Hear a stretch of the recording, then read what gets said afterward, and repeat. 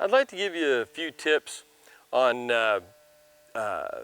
preparing your horse, saddling your horse, putting the splint boots on. Some of the things the little things that'll just make it better for you and your horse. When we saddle the horse, you know, that initial tightening of the cinch, you just need to snug it up, okay? Just snug it up so that the saddle will stay put, and wait until you lead your horse around or lead your horse into the arena to tighten it up a little bit more. You know, tighten it up in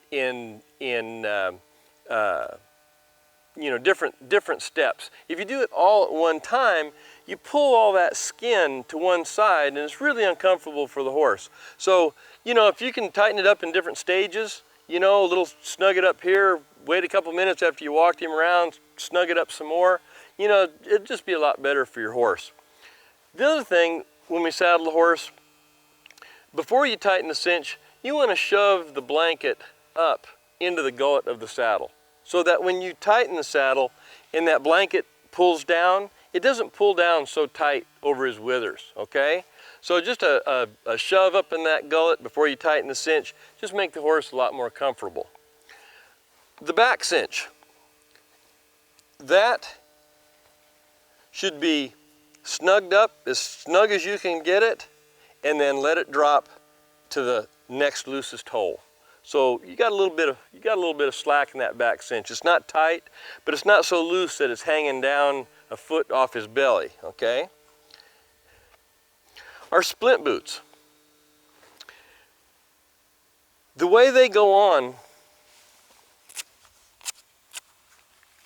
is right below the knee. Now I'm going to have the camera come in close on the splint boot so you can see what I'm going to do here.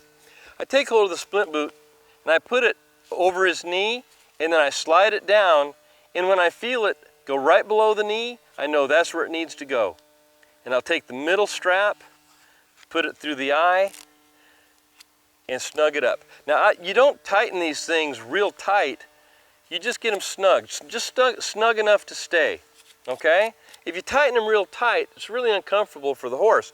Also, if you pull the straps from front to back, like I've got these here, it pulls the boot, it tightens the boot over the front of the leg versus the rear of the leg. If you pull from the back forward, just backwards what I have here, you're gonna put a lot of stress on the deep flexor tendon, which could hurt the horse, okay? So you always wanna pull from front to back.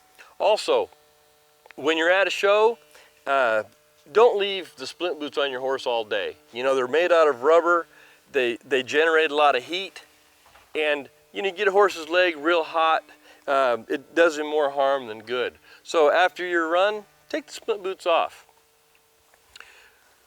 If you've got a hard stopping horse, it's a good thing to have skid boots on.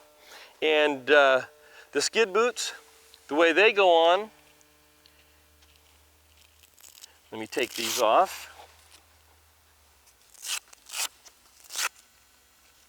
We have this pocket here where the fetlock goes. I'll put it above the fetlock, slide it down, and when I feel the fetlock go into that pocket, I know I got it in the right place, and I'll tighten up the top strap first. And the top strap is what keeps the skid boot in place. That needs to be pretty darn snug, okay? The bottom strap is just there to keep the bottom of the skid boot from flipping up, so that the bottom one isn't snug. It's just barely snug, okay? Okay. On our bridle, the bridle is adjusted so that it's up into the corners of the horse's mouth, but not up so tight that it's stretching his mouth, okay? And we don't want it hanging halfway out his mouth either. The curb strap, or the curb chain, is adjusted so that the shanks have a couple inches of travel, but not so tight that you can't move the shanks, or not so loose that the shanks come way back to his jaw. You know, the old saying is that you put 2 fingers between the curb chain. I mean, that's a better measurement than nothing, but it's not very accurate. You need to pay attention to how much travel is in that bit. And you can also, on the tightness of the headstall, turn the horse's head so you can see it. You know, you ought to be able to move the head stall about 1 inch. That'll let you know that it's not too tight or too loose. If it comes way out here, it's too loose. If you can't move it at all, it's too tight, okay? Now let's talk about bridling the horse. I get a lot of questions. People ask me, what's the correct way to bridle a horse? What I normally do,